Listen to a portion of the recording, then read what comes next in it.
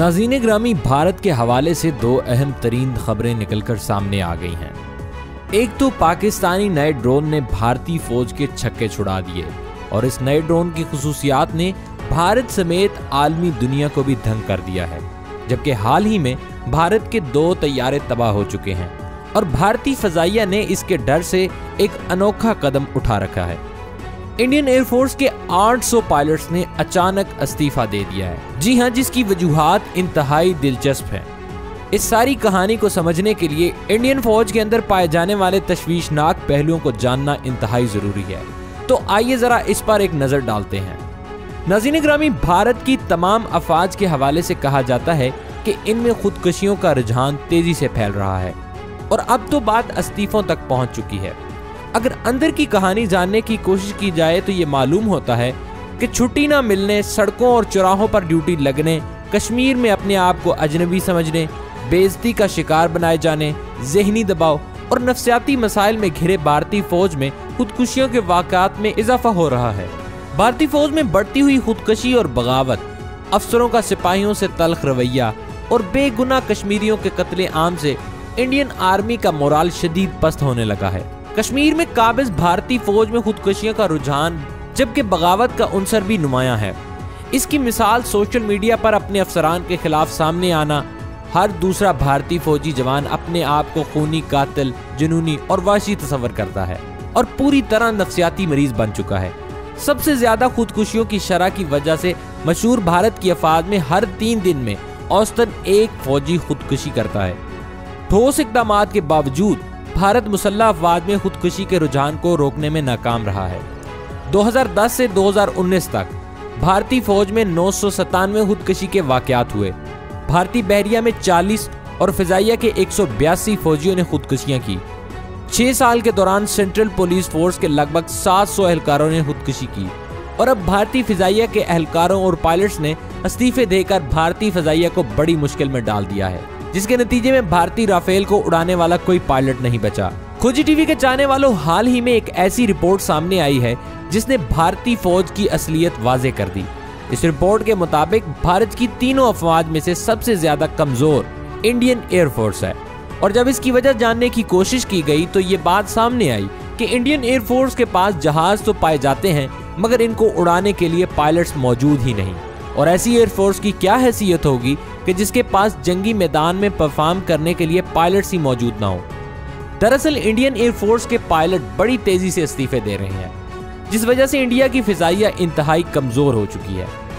Report के मुताबिक 2002 में इंडियन एयरफोर्स के पास फिजाइया के 42 स्क्वाड्रन मौजूद थे, जो गुज़िश्ता साल कम होकर सिर्फ और सिर्फ 30 पर आ चुके हैं। यानी कि इंडियन एयरफोर्स के पायलट्स ने एयरफोर्स की नौकरियों को खैराबाद कहना शुरू कर दिया है। साल 2016 में 114 इंडियन पायलट्स ने इस्तीफा दिया, जबकि साल 2017 में यह तादाद 100 रही। और इसी तेजी के साथ भारतीय फिजाइया के पायलट्स इस्तीफे देते जा रहे हैं। एक तरफ हिंदुस्तान की बर्री फौज में खुदकुशियां इंतहा को पहुंच चुकी हैं और दूसरी तरफ भारतीय फिजाइया के पायलट्स इस्तीफे दे रहे हैं। ये सूरत हाल यकीनी तौर पर भारत के लिए इंतहाई खतरनाक है। ताज़ा तरीन इतलात के मुताबिक भारतीय हुकूमत और फौज के आला सरबराहान भारतीय फिजाइया पायलट्स को तनख्वाह ही नहीं दे रहे, जिसकी वजह से ये सारा मामला पेश आ रहा है। हालांकि भारतीय हुकूमत ये कहती है कि इसने 80% बजट फौज के लिए मुख्तस कर रखा है, मगर इसे इस्तेमाल न करने की वजह से भारतीय पायलट्स ने बगावत शुरू कर दी है और धड़ाधड़ इस्तीफे दे रहे हैं। दोस्तों, कहानी यही ही नहीं खत्म होती। हिंदुस्तान के वो पायलट्स जिन्होंने एयरफोर्स से इस्तीफे ले लिए हैं, उन्होंने एक और झटका देते हुए अपनी ही एयरफोर्स की कली खोल कर रख दी है। हुआ कुछ यूं कि इन पायलट्स ने इस्तीफा देने से कबल एनओसी जारी करवाया कि ये पायलट्स किसी भी प्राइवेट कंपनी में मुलाजमत इख्तियार कर सकें। दरअसल दुनिया भर का ये कानून है कि एयरफोर्स से रिटायर्ड होने या फिर इस्तीफा देने वाला पायलट उस वक्त तक किसी प्राइवेट कंपनी में नौकरी नहीं कर सकता जब तक कि उसके पास अपनी एयरफोर्स का एनओसी मौजूद ना हो।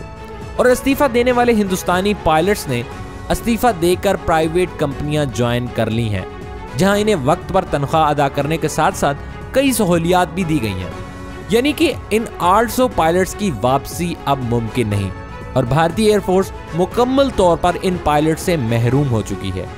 इसकी एक और अहम वजह यह भी बताई जा रही है कि भारत के पास MiG-21 की एक बड़ी तादाद मौजूद है और इस तैयारे के हवाले से खुद भारतीय अफसरान कहते हैं कि यह मौत का दूसरा नाम है, क्योंकि भारत में आए दिन MiG-21 के फजाई हादसात रिपोर्ट होते रहते हैं और कई भारतीय पायलट्स इस तैयारे की तकनीकी खराबियों के बायस जान की बाजी हार चुके हैं।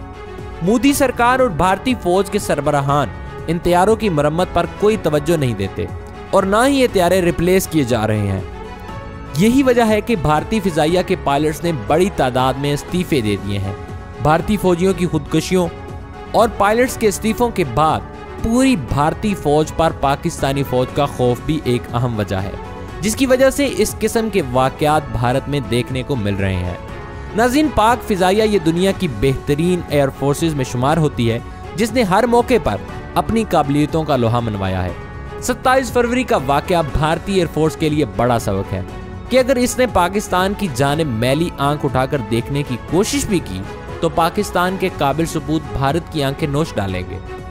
जबकि मौजूदा दिनों में भारतीय फौज में पाकिस्तान के जदीद ड्रोन के चर्चे आम हो चुके हैं, जिसे हाल ही में पाकिस्तान ने दुनिया के सामने पेश किया।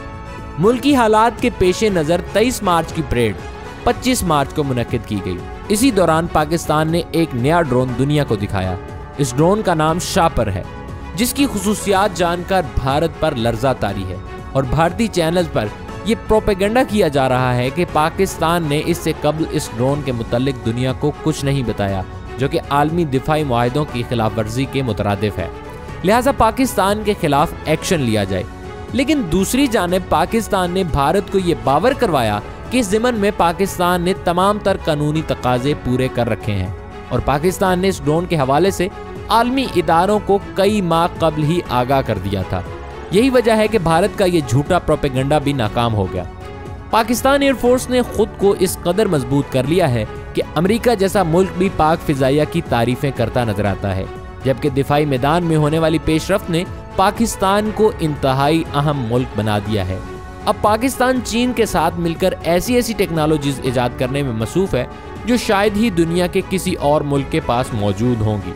जदीद दौर की जदीद तरीन हथियारों की तैयारी में चीन का नंबर 1 है और चीन पाकिस्तान का दिफाई इत्तेहादी है।